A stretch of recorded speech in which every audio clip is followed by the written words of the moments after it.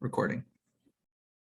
Carlos, I told you one of these days I'm not going to consent to being recorded on this call, man. I'm going to boot you then. No, I'm just kidding. Thank you guys so much for joining. Sorry I'm late. I had a meeting right before this, but thank you guys so much for joining today on what will be our last meeting before the holiday season. Yay. Happy Hanukkah to all my Hebrews and Shebrews out there that are celebrating. Good to see all of you. Okay. This is going to be a meeting where we hear from the highly recommended, highly talked about Mike German, who's going to talk to us about white supremacy and the infiltration of local police departments. And he's going to have some time for our questions. I want to jump right in with that, unless anybody has anything for the good of the order before we go to Mike. Does anybody have anything that I need to address before we get started? No, look at that. We might get out of here on time, guys. We might get out of here on time. I'm so excited. Mike, thank you so much for joining us. I could not be happier to finally get you here, right? We've been talking about having you present with us for a couple of months. So thank you so much for joining us. And I will give you the floor. The floor is yours. Great. Thank you very much. And I appreciate you all taking time this evening. My name's Mike German. I'm a fellow with the Brennan Center for Justice at NYU Law School. Prior to that, I was an FBI agent for 16 years. Including doing undercover work in white supremacist groups and far-right militia groups, along with a lot of other criminal cases. But that experience stayed with me partly because early on in the investigation, it was worked through the FBI's Joint Terrorism Task Force, which involves the participation of a number of other federal law enforcement agencies, state law enforcement agencies, and local law enforcement agencies. And there was a team of people that were assigned to the operation. My own assignment was as the undercover agent, but there were people who had other roles from a number of different agencies. And at the beginning of the operation, they brought everyone together and they said, look, it's well known that there are people who are sympathetic to the white supremacist cause within law enforcement. So we're all going to have to be very careful about who within law enforcement we talk about this operation with, because we don't want it getting spread to these groups that might then put me in danger. And there wasn't any kind of pushback against that idea that there were white supremacist sympathizers in law enforcement and that they might risk a law enforcement operation if they knew. So come much later in my career, I resigned from the FBI post 9/11 because I thought a lot of the tactics they were using were inappropriate. And I ended up, luckily enough, Caroline Fredrickson hired me to work at the ACLU with her. So you probably wouldn't know my name if not for Caroline. One of the best decisions I ever made. I learned a tremendous amount working there. But also working on the policies around this. There was a FBI internal memo intelligence report that ended up being published through the Freedom of Information Act that documented the warnings that I got in person. So in 2006, there's an FBI memo that's easy to find on the web that warned all of law enforcement that there was a persistent effort by white supremacist groups to join law enforcement and infiltrate law enforcement. In the document, it makes clear that this concept of infiltration is somewhat mischaracterizing the relationship, that there are many people in law enforcement who come to these white supremacist groups after they're on the force rather than having snuck in somehow without detection, and that those relationships can harm law enforcement investigations and pose a risk to the public. Interestingly, the document doesn't highlight the risk to the public, but rather the risk to FBI investigations. And my concern when I was given these warnings, and certainly when I saw this document posted from 2006, is that the FBI's concern about the white supremacists within law enforcement was more around the protection of the integrity of law enforcement investigations and the safety of law enforcement personnel. And in fact, there was no policy to address the problem of white supremacist law enforcement officers policing communities and how that might affect those communities or impact them. In 2015, the FBI's counterterrorism guide warned FBI agents that were assigned to domestic terrorism investigations against white supremacists and far-right militias that their subjects of these investigations will often have active links to law enforcement. So again, in my experience, every 10 years, the FBI puts this warning in clear form, acknowledging that this is a persistent problem and yet doesn't have a policy to address it. They have plenty of jurisdiction. The FBI, in addition to their counterterrorism authorities, they also have jurisdiction over civil rights violations by police officers. So there's ample opportunity for them to put together a national strategy and a policy of how to address this problem and how to protect the public from these white supremacists rather than just protecting FBI investigations. So I wrote a report in 2020, the summer of 2020, called Hidden in Plain Sight: Racism, White Supremacy, and Far-Right Militancy in Law Enforcement. And this documents not just the FBI's attitude towards this problem and acknowledgement of this problem, but a number of other public sources where people who had direct affiliations with white supremacist and far-right militant groups were discovered within law enforcement by the public, and discussed how their cases were treated. And what you find by looking at that is often a public scandal will erupt when either a photograph of somebody at one of these white supremacist rallies or some social media posting or some other information leaks to the public.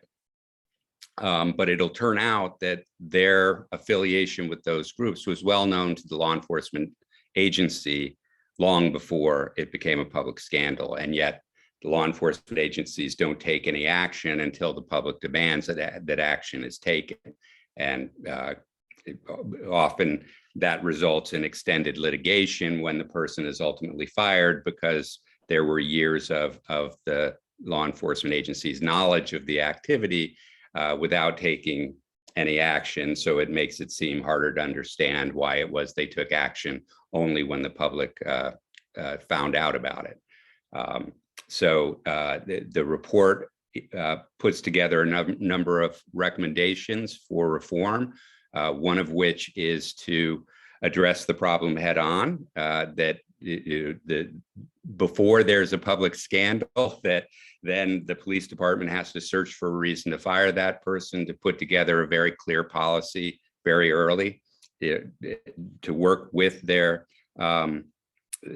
counsel in the city council or state attorney general to develop an effective policy that both meets the constitutional requirements to their workforce, but also makes clear rules to that workforce so that they know when their actions might or associations might violate policy.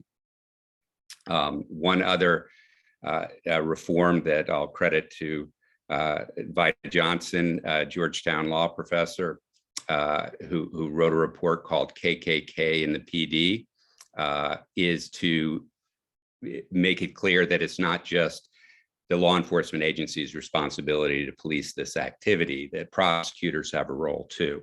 And just as prosecutors have no-call lists or Brady lists where they're required when a police officer, for instance, is documented to have given false testimony, so that if that person testifies again, the defendant has an opportunity to cross-examine them based on their previous determination of having provided false testimony. Well, I would argue that and as Professor Johnson did, that their integrity on the stand it can also be impeached by previous racist behavior. And if there is evidence of racist behavior in their record, that's something that a defendant needs to know.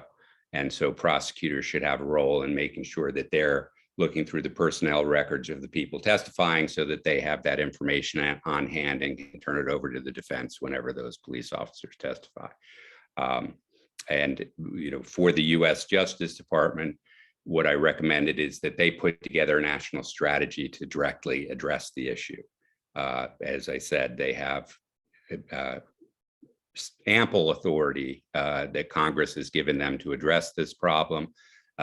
Through the FBI, they have acknowledged this problem is persistent, and yet they have never developed any kind of national strategy to address it. And I would argue that certainly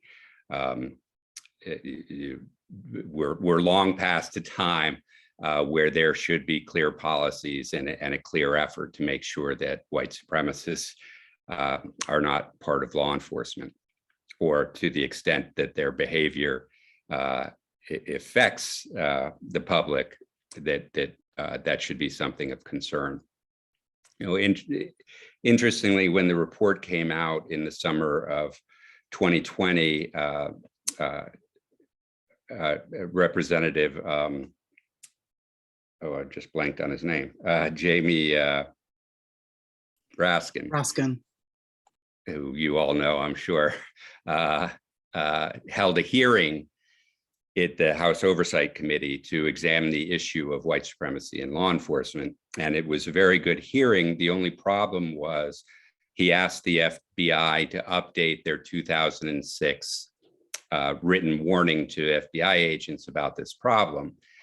Instead, the FBI told him that they were going to disavow the 2006 report, that they did not think it was a problem, and that they would refuse to testify at his hearing because they didn't think this merited a hearing.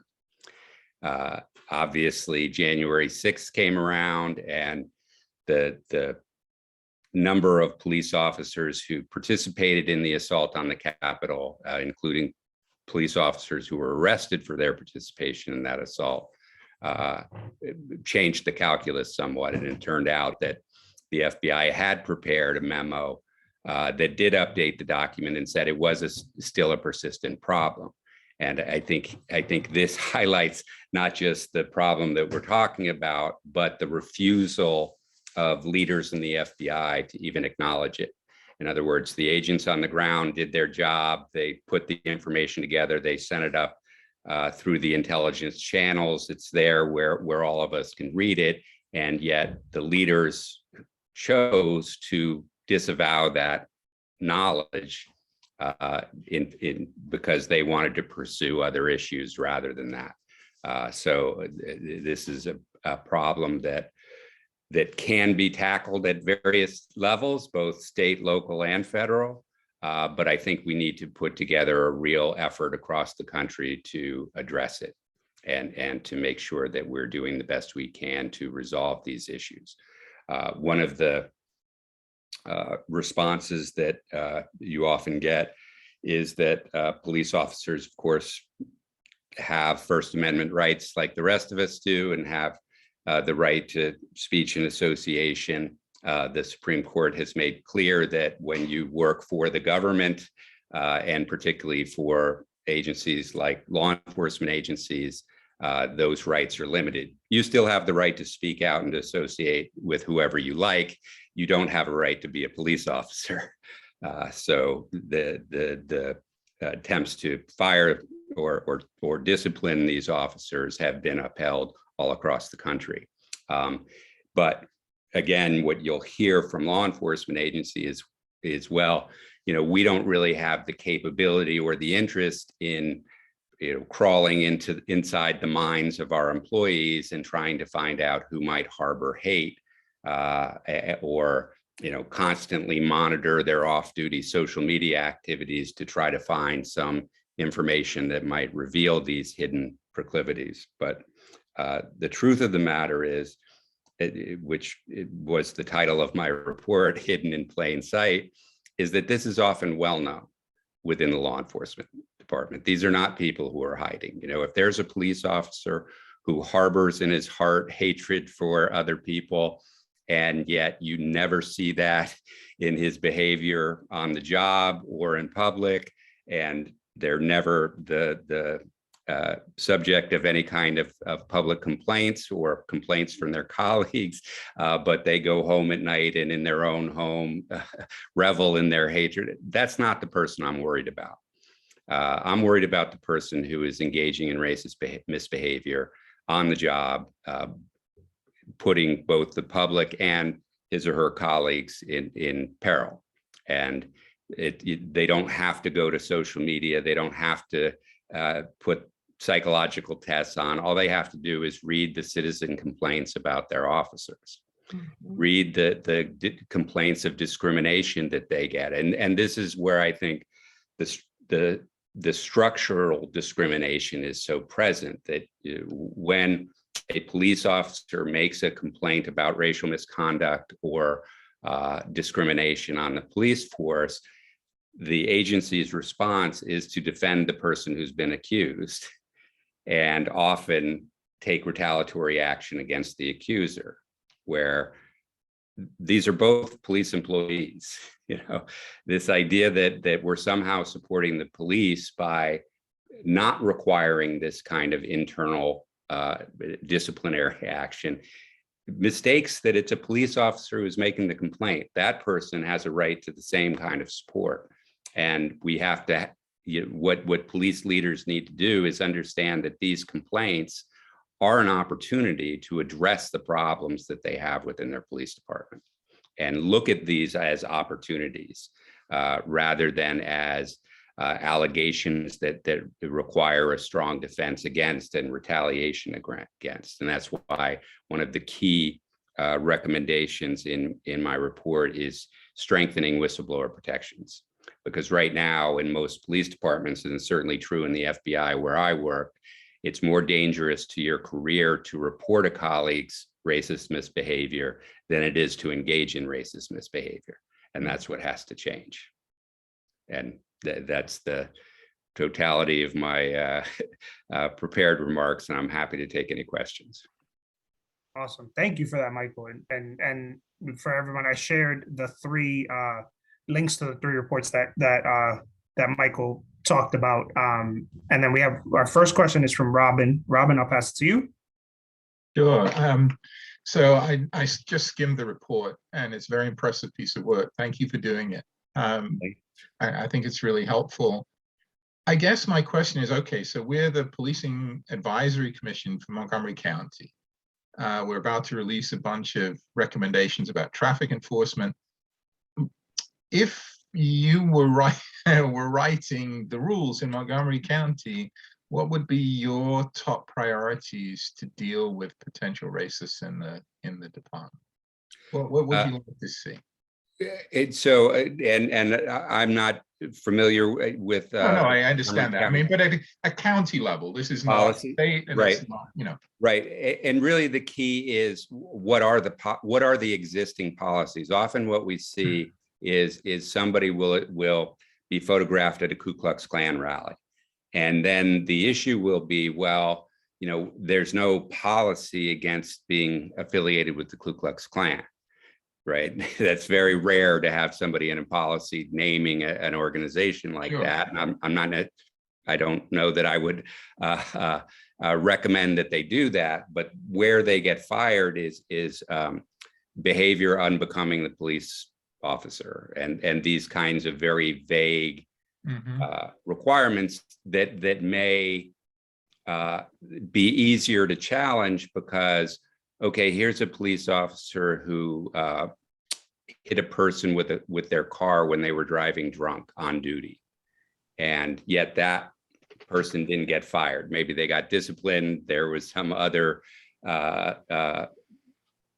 action taken, but they weren't fired. Well, you know, it's that same behavior unbecoming standard. So how does being photographed at this event compared to these other things where maybe the disciplinary action wasn't as strong as it should have been So it just creates ambiguity where if you go to the county officials and say, make the policies stronger for this particular issue so that we can strengthen whistleblower protection, so that we can strengthen reporting activities from the public so that they're protected from retaliation from the police, and that we can have actual policies so a police officer knows, because it's easy, right? I'm sure anybody would know as a police officer that being photographed at a Ku Klux Klan rally is probably not going to be good for their career. But these organizations change their name like we change our clothes, right? 5 years ago, nobody heard of the Proud Boys, right? So a group comes up and starts calling itself the Proud Boys. And it might be that a police officer thinks, oh, well, I like a lot of the things that they do, and they seem like nice people, so I'll join them, before their criminal activities were later exposed. So, having some kind of a policy that lets them know, hey, before you join an organization, these are the things you have to consider. Is better for the police officers, right? So they know where the bright lines are. So it's just a matter of strengthening the policies, making sure that they go through some kind of review. I'm wondering if there is a list of domestic terrorist organizations maintained either by FBI or the Department of Justice that might be a useful proxy here, because as you say, they keep changing their names. You can't keep changing the statute here every time they change their names. So having some reference point might be a useful. Right, exactly, which is why that's not a very useful mechanism. And in fact, the FBI does not have designated domestic terrorist groups lists for exactly that reason, that it's both over-inclusive and under-inclusive at the same time, right? And there are many groups that are openly racist, but not criminal. But doesn't this suggest that your approach, I mean, I don't see then how you could have a policy in place that says you can't be a member of these groups if these groups are constantly changing and the names are changing and whatever. So you can't really have that. Exactly. And I would never argue to have a policy that says you can't be a member of these specific groups, but rather a policy around your behavior. Right. So it's not group focused. It's the police officer's behavior. Got it. That's focused. So that's the way it will both stand up to constitutional scrutiny and not get into a problem where you're trying to use these lists that are both over-inclusive and under-inclusive, because one of the problems we have in terrorism research is that terrorism is a political term. So anybody who uses the term terrorism or describes a group as terrorist, that's a political action, and groups tend to be put on those lists because there's political opposition to those groups rather than because those groups engage in terrorist activities. And we see that a lot with environmental groups, with animal rights groups, with groups like that don't have a history of killing people and yet get treated as terrorists by the FBI or other organizations. Thank you for that, Michael. Thanks, Robin. Ms. Branson, I'm going to pass it to you, and then I have a question from Jerome for you, Michael. Go ahead, Ms. Branson. Hi, yeah, I'm concerned about where the bright lines get blurry. Okay. So, while there can be, to me, it's kind of clear that if you're a member of certain groups, you have some significant racial animus. But we all know that you don't have to be a member; you can just be a sympathizer. And you bring that contagion to your workplace, and that contagion, takes on a life of its own. Which adversely affects how one does one's job. If I believe that a certain group of people just can't drive, and when I see them out, whatever, I want to pull them over because my belief is that these people shouldn't be behind the wheel anyway. So that's to me, that's probably far more likely a scenario Right. than somebody who's, tatted up with a swastika, Right. those folks are easy to find, right? I mean, so what would you say about that? About the folks who are, sympathizers who have not declared, their open hostility, what can you tell us, about that? Sure. And that's an excellent point that somewhat addresses the last question too about the membership list, that, whenever one of these people who is directly associating in public with it, that's the lowest hanging fruit. Like you said, those ones are the ones that are easy to find. It's the ones who are, as law enforcement officers, are probably smart enough to know I shouldn't go to that public meeting or speak at that public event. Which is why my report focused on racism, white supremacy, and far-right militancy, right, in law enforcement, that these are related things, but they're not all the same. And the easiest way for a law enforcement officer to deal with the overarching problem of racism on the force is to actually address the complaints that are made and not just try to defend against them. And that there needs to be a change in the attitude of law enforcement leaders so that they're taking those complaints seriously and actively pursuing information from the rank and file. The police officers know who these people are, right? They spend a lot of time with them. They hear their remarks while they're having coffee. They know who they are. They see their conduct on the street towards the citizens, but they're not allowed to report that, because if they do, they're the ones who are going to have a negative impact on their career. So that's what law enforcement leaders need to turn upside down and make it clear to the force that if we discover some racist misconduct that was not reported, that you were there for, whether you engaged in the misconduct or not, you are going to receive disciplinary action as well. And it's your obligation as a law enforcement officer to report these violations to management so management can take these actions seriously. And only when those protections are made and the people who are reporting are rewarded for that reporting is there going to be that kind of change. But it requires leadership making that change. And that's where the rub is. And where we talk about these structural things, how many times, as you said, do we get the data back showing the racial disparities at every step of the criminal justice system, from who gets stopped and searched to who gets arrested to how they get charged to how long they get sentenced? We see these persistent disparities. So at some point, you can argue that that's structural and implicit bias that's causing those disparities. But we've known about them for decades now. And at some point, you have to say, if we haven't done enough to change it, then it's not accidental. That's intentional. It's an intentional outcome. And that's what we have to start working on, that if you see a police officer and you're looking at the stops that he's making, the arrests that he's making, and there's a disparity that's not explainable or deviates greatly from what other officers are doing, yeah, that's probably somebody that you need to take a hard look at and find some way to either change their behavior or find another place for them. And that's one of the other issues that is a problem, because often when we see these cases, what the police department will say is, well, we knew that they engaged in this racist misconduct, but we didn't think it rose to the level of firing them. So we couldn't fire them based on our union contract or the disciplinary system we set up or the nature of their violation.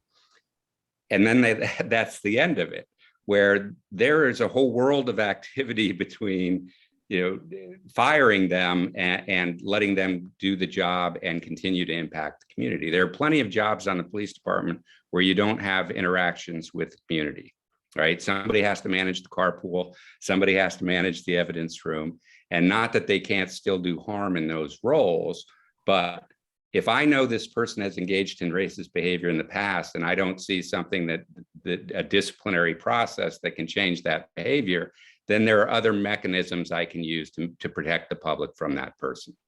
And that's the way law enforcement leadership has to start looking at this problem, as finding solutions to protecting the public, that their number one priority should be protecting the public from racist police officers.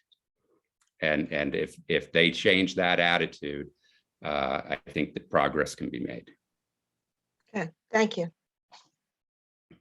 Thank you for that, Ms. Branson. So the next question is from Jerome. Jerome, you're back on camera if you want to ask it. Thanks, Dalvin. Yep.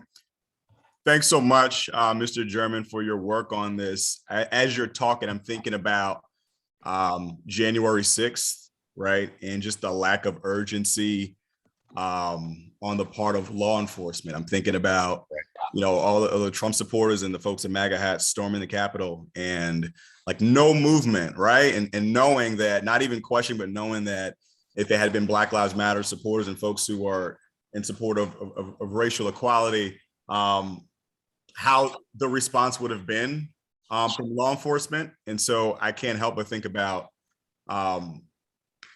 if January 6th, there was a shift in regards to how local law enforcement does business, right? When I talk about structures, policies, like how do they do business? Have you seen any evidence of that? And is there something that came from that other local departments can emulate? I'm wondering. I wish I could say I did see a shift. To the extent there's a shift, I think it reflects our society. And I think that's something that we need to discuss in this context, that this isn't just a police problem, right? That this racism and white supremacy is a social problem in every institution we have, and in every aspect of our society. So, just as we see members of Congress who are downplaying what happened at the Capitol, and claiming it was just tourists walking around taking a tour, that problem still exists in law enforcement. And I'm afraid the way the Justice Department is approaching January 6th, they're treating it as if it was a standalone event, that this was a spontaneous event that happened one day at the Capitol, not recognizing that this was 4 years of public violence committed by these groups and individuals at political rallies all across the country, from Charlottesville, even before Charlottesville, and Sacramento and Huntington Beach and Portland, Oregon, and all across the country, that culminated in January 6th. I mean, 2 weeks before the assault on the Capitol, there was a far-right militant group's assault on the Oregon state legislature. They broke the windows, they broke through the doors, they fought with police, they beat journalists. According to local reporting, at least 3 people who participated in that assault later were participants in the Capitol assault. So this wasn't something that just happened one day out of the blue. This was activity that the Justice Department should be looking at, violence that they committed prior to January 6th. But I'm afraid that harms their interest, because it then makes, if they started charging cases before January 6th, it would make them even look worse as far as why they weren't mobilized to prevent it, right? If they acknowledged all this previous violence committed by these individuals and groups. And worse, I live on the West Coast now. They're still active on the West Coast. People who participated in the January 6th assault on the Capitol are still being violent in public in front of police with no police interference. So this is a very worrying period for me, because just like our society is cleaved, where there are some people who support what happened on January 6th, that's true in law enforcement as well. So I think it's something that, particularly oversight groups like yours have to understand how there are people. And the perfect example is the amount of law enforcement the amount of law enforcement officials involved in the anti-mask and anti-vaccine activism, right? We know how much law enforcement, because they do what can be a dangerous job, they demand all kinds of resources and materials to protect themselves from any violent threats, and demand legal protections when they engage in violence, because there's this potential. Yet what kills police officers, what has killed police, more than twice the number of police officers have died from COVID than from every other on-duty law enforcement cause of death: shootings, car accidents, you name it. And yet law enforcement are among the leaders of this anti-vax movement, which tells me that their intellectual bias has distorted their ability to see a threat even to themselves, that they're so misjudging what is dangerous to them that they would participate in that kind of activity. I think reflects the ideological bias, the deep nature of the ideological bias in law enforcement. And so we have a problem. And if the leaders of these police agencies are not acknowledging that problem and starting to take action to address it, it's only going to get worse. So I hope that answers your question, but I think it's a matter of, understanding the nature of this problem, that this isn't just one or two bad apples who we'll get around to when we have to. This is something that has deeply impacted law enforcement. Thank you for that, Thank Michael. you. Yeah. Sorry, Alicia. Thank you. Mr. German, thank you so much for that presentation. I really enjoyed listening to you on colors on the WTOP program with J.J. Abrams and Chris Kaur, and that's how I initially became aware of your work. And I have read the documents that Dalvin has shared with us. Thank you very much for that, Dalvin. I appreciate your reference to perhaps we want to look at strengthening whistleblower protection. And it causes me to think a little bit about the bystander intervention, that there's been some discussion about that, and some of the research of the groups that we've been looking at, RPS, starting out with the work group to address police accountability by the Maryland General Assembly, Reimagining Public Safety Task Force, and then some other groups have in their research referenced perhaps embarking on stronger bystander intervention requirements and training. But to Robin's point earlier, what do you think about the possible success, if any, of a generic reference? I know we can't say, oh, you can't belong to that particular group, so and the problem of the group's names constantly changing. But I'm of the honest belief that we need to do more rigorous screening and of officers. I kind of agree with Craig Rice that there are some persons that maybe shouldn't be police officers. Everybody can't be a police officer. So do you think that that's something that's worthwhile to perhaps look at how we might be able to get a screening instrument, test or whatever, that can look at generically groups engaging in sympathizing with or advocating supremacist principles and ideology? Is that achievable in your opinion? Certainly from a screening point, that would be important question to ask. Where I'd caution you is, having spent a lot of time in law enforcement culture, they aren't really concerned about white supremacists, right? They are concerned about Black Lives Matter. They are concerned about the Muslim community because they've received counterterrorism training that has taught them that all Muslims should be treated as suspect. And when I was at the ACLU, we uncovered that training that wasn't just at local police level, it was FBI producing this material. So the idea of creating these lists, that the organizations and groups that are going to be put on these lists are groups that are disproportionately going to be weighed against environmental groups and animal rights groups and groups like that.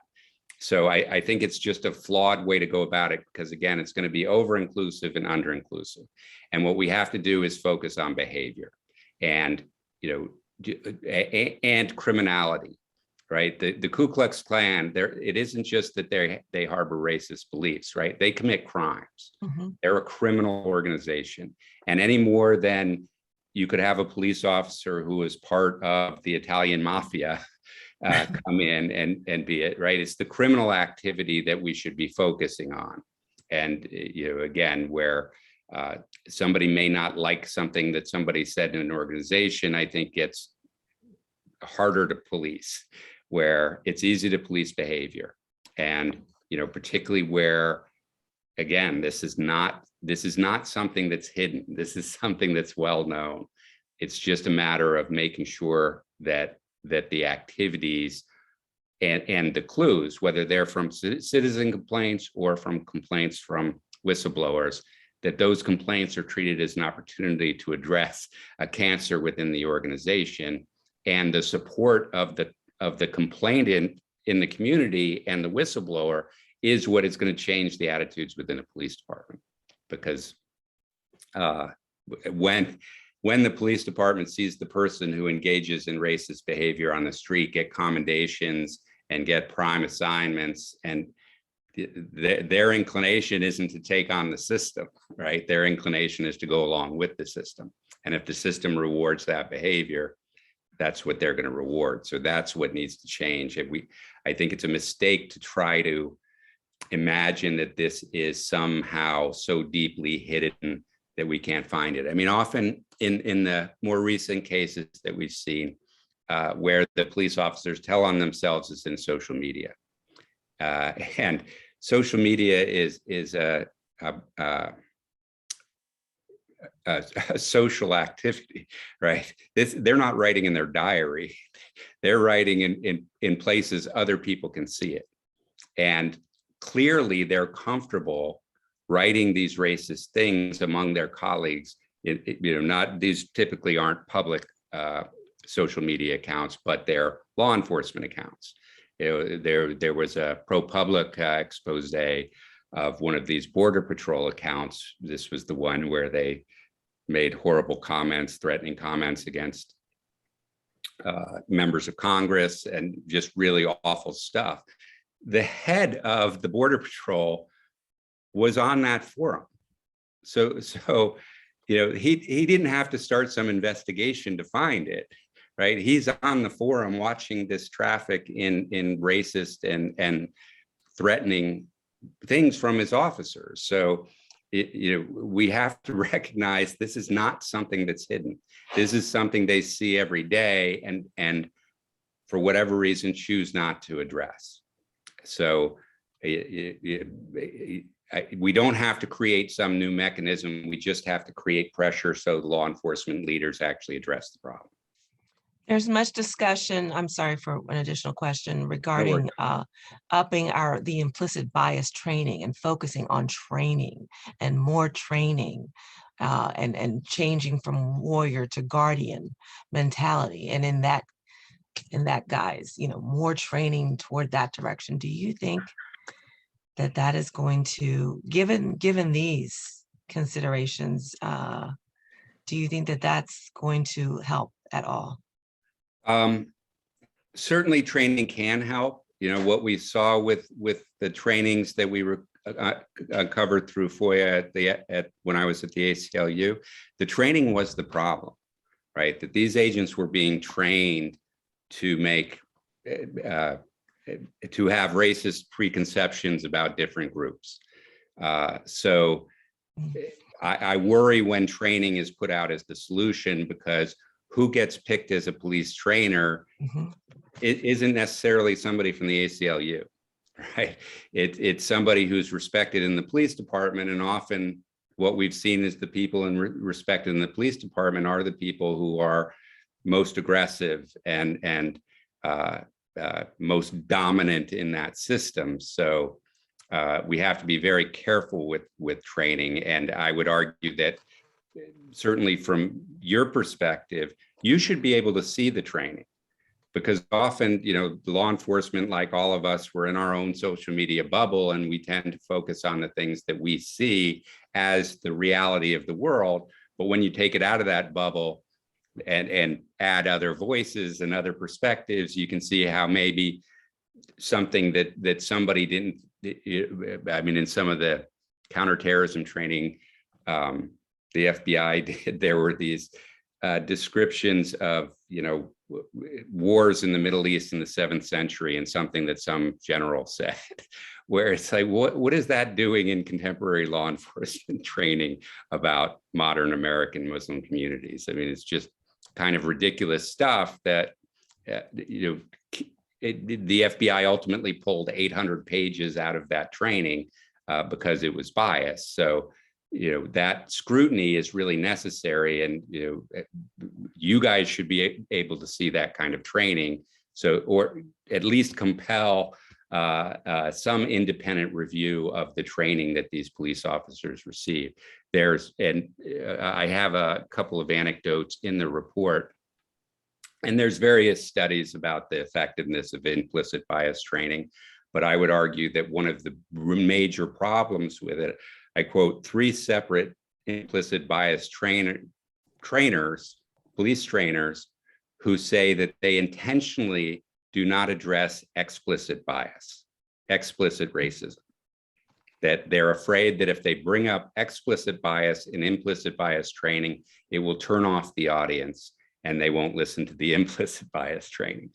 Well, again, these police officers know what's going on in their department. They're not ignorant of this. So to sit there and ignore the elephant in the room, the people who are explicitly biased, and try to train people not to be implicitly biased is, I think, one of the things that would really undermine the effectiveness of that training. I work for an educational institution. I believe in training, but we have to be very clear what the training is, who's giving the training, what their credentials are, to make sure that it's effectively conveying the message that we want police officers to receive. I'm going to go to Shabab right now, and then Robin, I'll come back to you. Shabab, sorry for skipping you before. No worries, no worries. First of all, thank you so much, Mr. Chairman. This has been extremely informative and helpful to sort of have some specifics to sort of situate some truths that folks in community have felt for a long time. But I think a lot of folks that I'm in community with, speaking on behalf of your token Muslim, token trans, token whatever on the committee, it's hard to have the data. We're in a society where unless you can have the data to point at something, it's hard to be a reliable messenger. Right. And that's not just in terms of law enforcement, but also those like this body that are charged with providing recommendations to law enforcement, right? There's a certain language, there's, all of that's required. I think as I've been listening to the course of your presentation, I've been less and less sure that there is a solution, partly because a lot of what you're pointing to as a solution is around culture change. And there isn't really a policy lever for that. There's ways we can incentivize culture change, but there's no way to demand it. There's no way to ask people who have been witnessing racist behavior and letting it go for decades to suddenly decide that that will not get a pass anymore. I think that whistleblower protection and incentivizing whistleblowers can make a dent. I don't know whether incentivizing whistleblower protection will suddenly convince people that Montgomery County has a racism problem when the majority of residents don't believe there is one. Right. So when we're talking about culture change, I'm less convinced that it's going to make a huge difference. We're also in a state where we've gone from a law enforcement officer's Bill of Rights, which was, I think, the first in the country or something, and we now have a Bill of Rights light, or I'm sure the lawyers on this call can explain that much better than I can, but we're still severely limited in how we can investigate, in what kinds of evidence is permissible, what kinds of discipline is permissible. I'm not qualified to speak to the specifics, so that makes it even more challenging in terms of if we were to find behavior that was explicitly racist, our commission is severely limited on what we could recommend in terms of outcomes around that. I mean, we can recommend things, but the people we recommend it to are severely limited in how they can act on that. So I was really interested to, one, see if there are mechanisms outside of the formal system, right? I mean, I'm coming from communities that have been creating their own systems outside of the formal ones for decades. Or alternatively, if the DOJ, which you also refer to extensively in your report, if there are ways that the DOJ can take this on, or if there are reporting mechanisms for individual citizens to take complaints directly to them rather than going through, Officer A who's charged with, snitching on Officer B, or Officer B who's in charged with reviewing the complaint from Officer C. So if there are community alternative mechanisms you've seen, or if there are direct lines between citizens and the federal government that you've seen, and how those have been effective. So I take your point, and leaving the FBI, I now know how important that subpoena authority was, right? Where I could just demand records and demand the data. But what I think you have to do is get the data that's available, and by focusing initially on whistleblower protections, that you start getting reporting, right? That if we protect whistleblowers, then at least we can start getting reports from internal. We have the reports that citizens make, and if we start a system that actually rewards that and shows that there is community support to these people, even if the police department is not taking sufficient action, if there's some community support for increased reporting of these incidents, so that we can build a data set so that they can identify who the officers that need more scrutiny are. That's a step towards doing it. Yes, there is a mechanism to report directly to the Justice Department. Unfortunately, the FBI, even though it has authority to address civil rights violations by the police, those investigations are very rote and tend to be not accepted by federal prosecutors. The declination rate is in the high 90s or mid 90s for those cases, 90%, about 90, somewhere between 94 and 96% every year.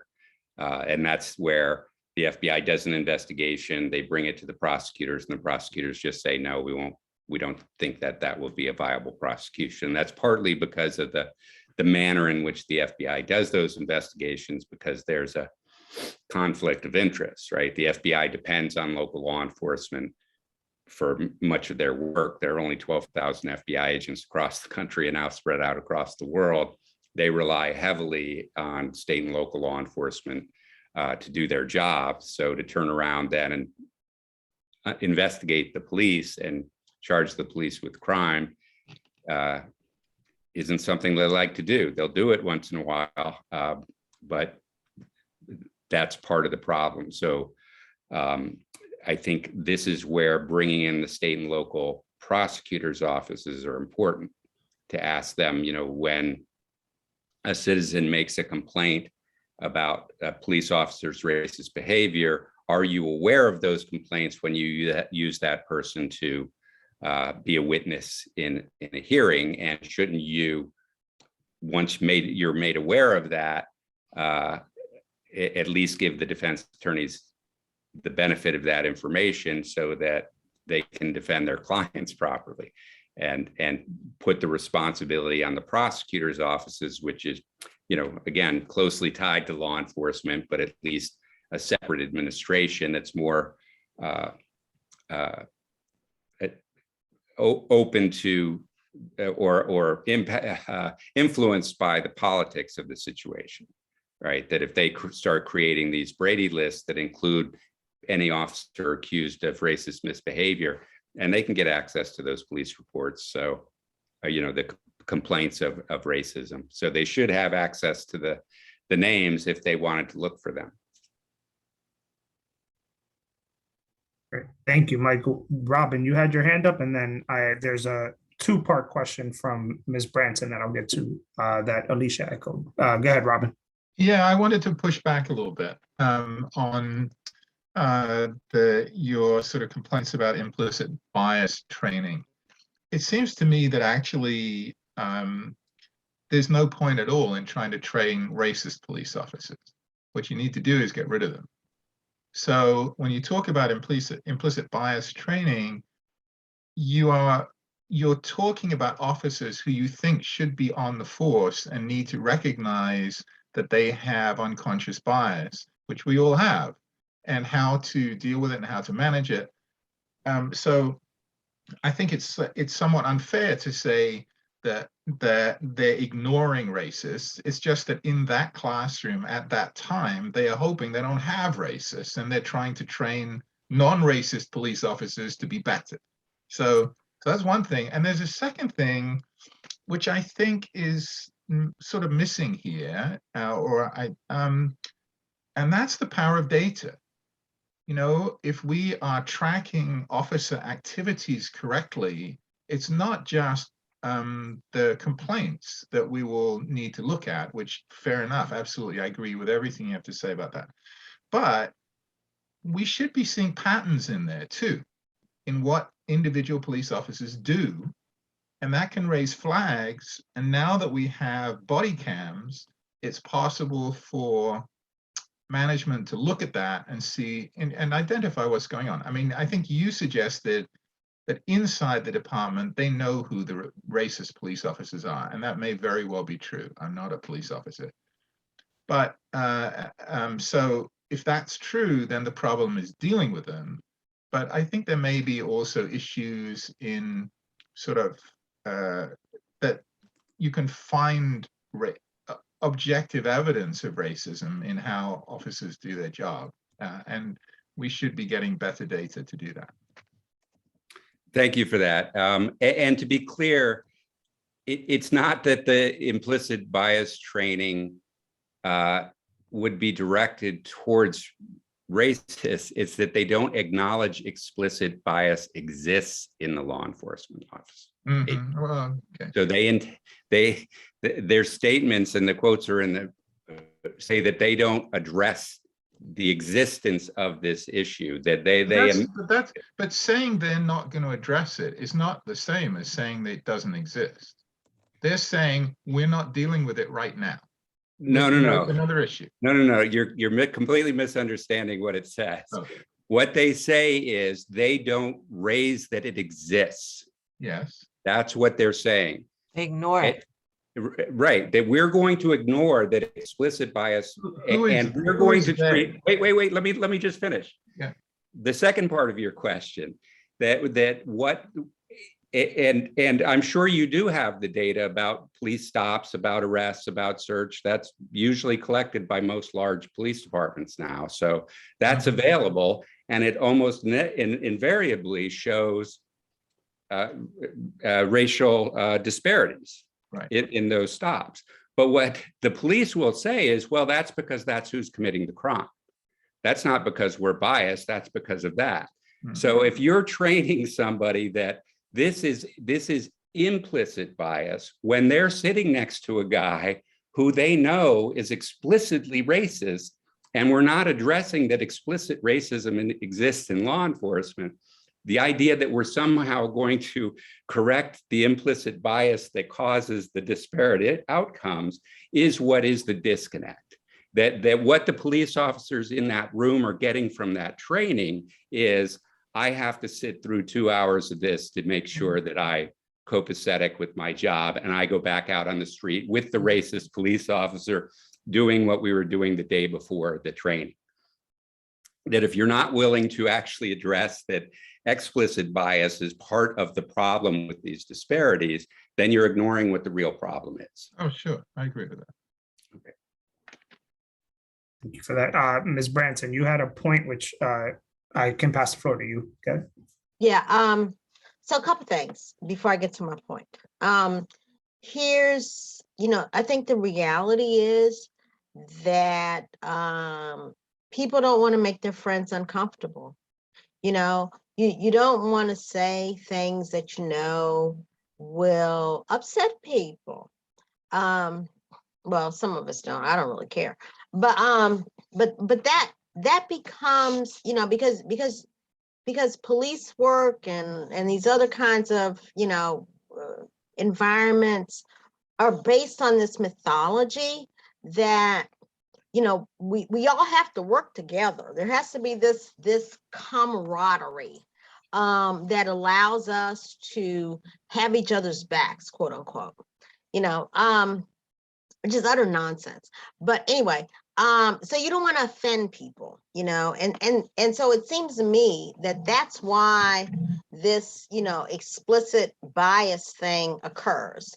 I know so-and-so, is a racist. I'm not going to bring that up because that could hurt his feelings. And when I'm out there and I need somebody to get my back, he's not going to be there for me. And it's more important for my individual survival that so-and-so is there for me. I get that, I get that. But at that point, it becomes somebody else's responsibility, which is my question, ultimately. And my question is this, what happens is that the police train the police. If I got bad habits, I'm passing them along. Okay. I mean, that's just kind of, anybody who's a parent, you got to be honest with yourself. I'm passing along, some intergenerational nonsense, no matter how much I may not want to, that is the nature of humanity. We pass along what we have come to accept and what we have come to sort of turn a blind eye to, and so, and that gets to the nature of this culture issue.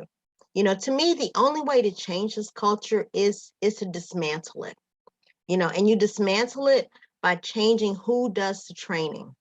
We should not have police training police. We should not have police investigating citizens' complaints against police. So so I ask you for your notion about this training issue, because and the disciplinary issue. Do you believe it would be helpful to have outside entities not only conduct training, but to, and training is not a one-shot thing. It's a constant, refresh, right? So we have outside entities do that, and we have outside entities actually review the complaints, because what we have heard from Montgomery County is these incredibly long timelines on review of complaints. Like, it'll take you a year and a half to and then after, it's reviewed, everything's sealed up. I mean, nobody will know. If I file a complaint tomorrow, about the way, I feel somebody dealt with me, a police officer dealt with me in a traffic stop, I will not know what happened.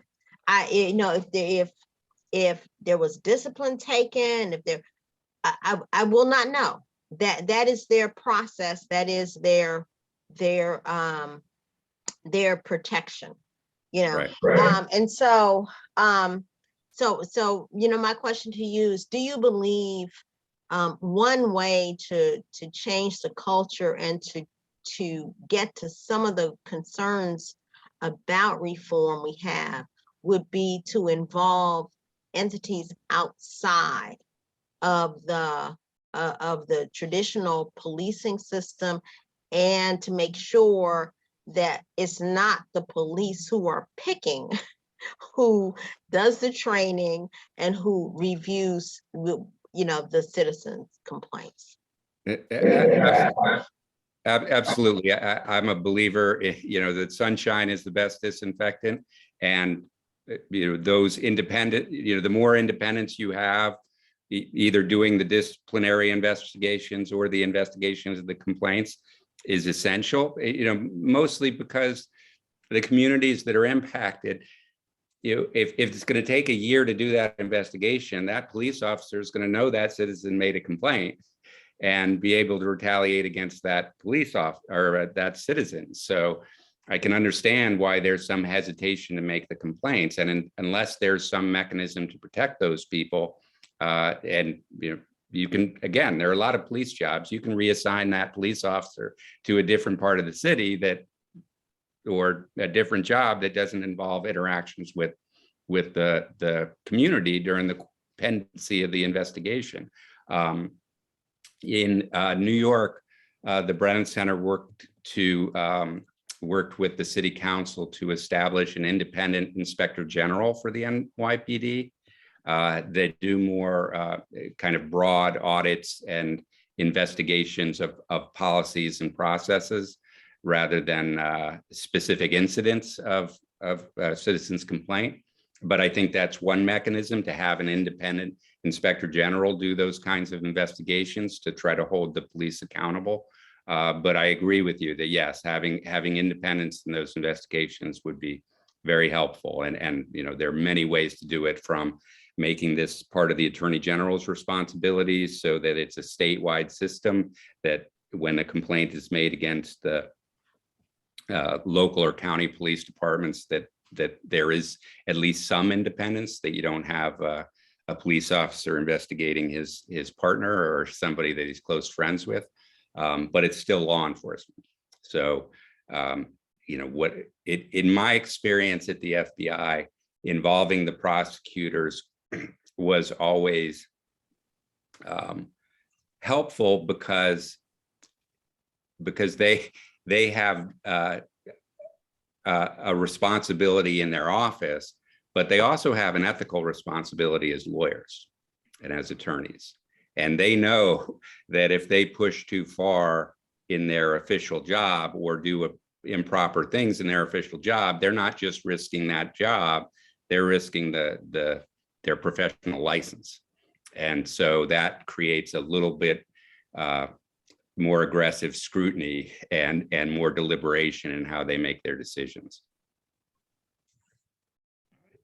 I have one question for you, Mike. First off, thank you so much, because I know as you were sharing a lot of this, and I've read your report before, but there's definitely something different about reading it and then just hearing directly from the person who lived it, right?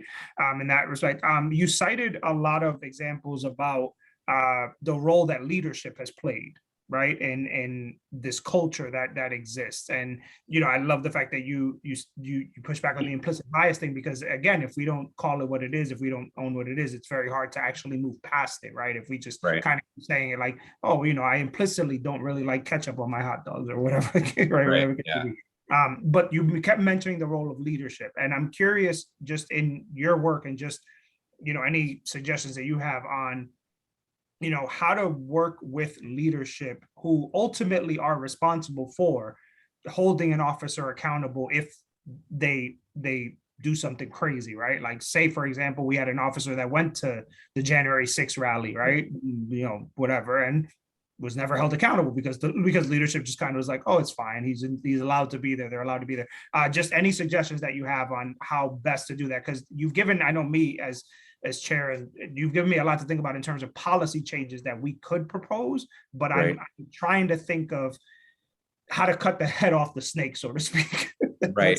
That's kind of how I'm thinking. And the leaders have a difficult problem because, of course, they have the unions that they have to work with. and they have a rank and file, right? There's some crime problem in that community. They have the community on them to solve the crime problem. The people who are actually doing it are the police officers. So if they don't do their work as aggressively or as effectively, they can make that police leader look really bad really quick and get sent out of town. So I think the way to approach it is to explain how this is helpful to the police chief, right?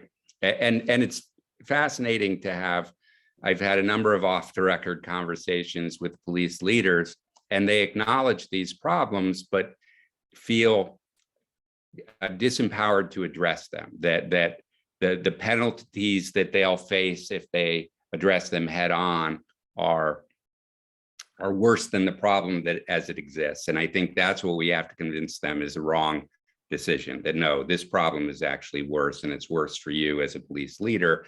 And I think, not just holding the officers responsible, but holding the managers responsible, right? That it's not just that, okay, this police officer was found to be engaging in this racist behavior. Okay, how about their sergeant and their lieutenant and their captain? And addressing it that way and making sure that those in the ranks understand that it's their responsibility to get this addressed and corrected. And again, corrected isn't necessarily firing somebody, right? It could be just putting them in a position where they're going to have a little less interaction with the community, where the chances of their beliefs in affecting their behavior and doing harm are less, and they can manage those things just through good management practices. You don't need the disciplinary system that's going to involve the union and the arbitrators and all that, right? That you can just make a lot of management decisions to address these problems before they become problems. And one of the things that I always bring up is, Derek Chauvin, the police officer who killed George Floyd, he had 17 complaints against him.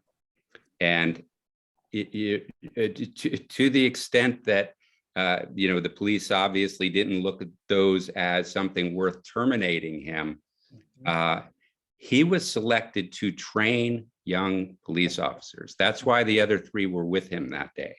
He was a police trainer despite 17 citizen complaints. And I think that shows the problem with police management, that somebody made a decision that despite these 17 complaints and questionable shootings, we're going to put this person in charge of training young officers on our department, right? That this is where that explicit bias becomes more obvious, that his violence on the street that caused citizens complaints is something that was appreciated within the department, something that elevated his role in the department. And that's where they have to understand. And, I get it. You have an aggressive police officer who's willing to go into the worst part of town where there's the most risk and the most crime, and, go in there and do what needs to be done to address that crime. But they're not recognizing that the reason that's a high crime area is because nobody will cooperate with the police there, because the police are always engaged in misconduct there. And, this idea that somehow is effective policing is just wrong. And it undermines the police department in much more significant ways. I mean, you look at Chicago, where, they had entire police units that were operating like a gang in the community, committing acts of violence, extorting people, selling drugs. How can you then say, well, the community doesn't cooperate with police investigations? Why would they?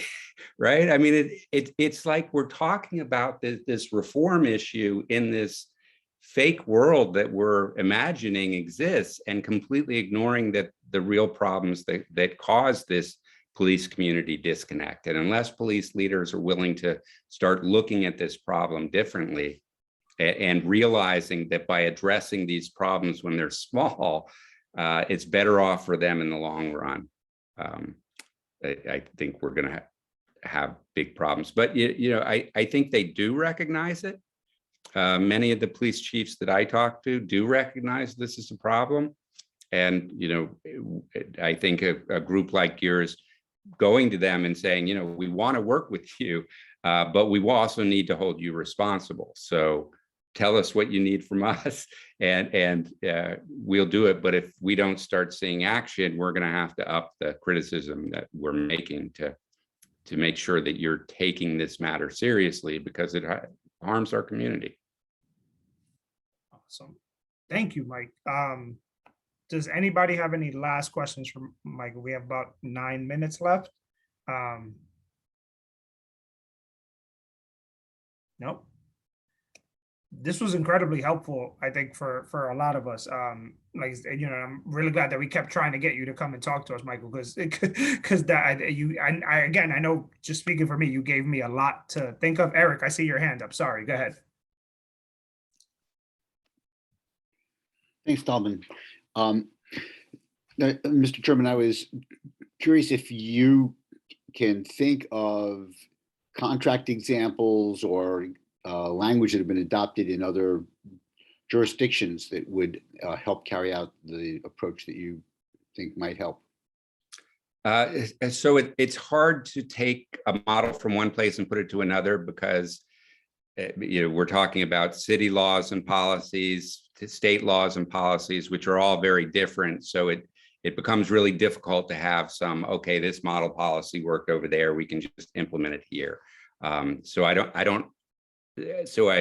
I've resisted using that and just argued that it's up to, your commission, the police chief, the legal authorities to say, okay, we don't have to wait until we find out that there is a group of the LAPD or LA Sheriff's Department right now is going through a lot of criticism because they have gangs in their sheriff's department, right? We don't have to wait till there's that nationwide scandal that makes our police department look bad. We have to make our policies clear from the beginning, both for the benefit of the police union and the police rank and file, but also so that these policies are vetted, so we're not doing this on the fly when we have a problem that's beyond the scope of what we've seen before. And whether it's a group of officers participating in a riot or a group of officers just standing there when a riot happens and not addressing the problems or that are being created because they side with the people who are committing violence. That we have to address the bias within law enforcement and make sure that police officers know what is behavior that won't be accepted by the community. So I'm sorry, I wish I could give you a clear-cut answer, but. Ms. Branson, thanks, Eric. Ms. Branson, it's your turn, and you actually will be our last question of the evening. It's not a question. I just want to make a clarification that I'm the former procurement director of Montgomery County. And so I just want to remind people that in Montgomery County, the way contracting works is that the using agency, which in this instance would be the police department, gets to draft the RFP and make the selection. So this would be something that would have to, it would have to come from a different entity, to wit, the county executive, because that's the only way to get to the sort of cultural change that we're talking about. I mean, there are certain practical things that occur in Montgomery County that are pretty much not like other places. Right, that's why it's so hard to make a model policy. Exactly. Mike, thank you again. Truly appreciate you coming on and talking with us for the last hour and a half, actually. Again, super helpful for us. Caroline, thank you so much for all your help in setting this up. Really quickly, guys, before we wrap, tomorrow you guys will receive 2 documents from Nadia and I, that you guys will have a few days to review. So just look out for that from us tomorrow. And as Carlos said, pertaining to the 2 replacement commissioners, that is up. And Carlos, when is the deadline for folks to apply? Remind me again. For the county executive position, so the under 25 member of the PAC, the deadline is this Friday, December 10th. And then for the council position, it is December 17th. So not this Friday, but the next Friday. Yeah. And ahead. Dallin, I just wanted to say one point with regard to the application process. I know that Will Jawanda stated in your debriefing for the council that I watched November 11th, that he does watch these recordings of our meetings. So hopefully he watches this one. I really hope that the council seeks out people who have shown proven ability to work with diverse populations on the commission. That's my hope. Fingers crossed, right? Thank you guys for all you've done. I appreciate you guys always. And have a happy holiday season. Enjoy time with your family, your friends, your puppies, whatever it is that you do. Mr. Ricks, have a stiff drink, hopefully. Thank you very much for having me. There you go. Thank No you, problem. Michael. Thank you, Mike. Have a great night, guys.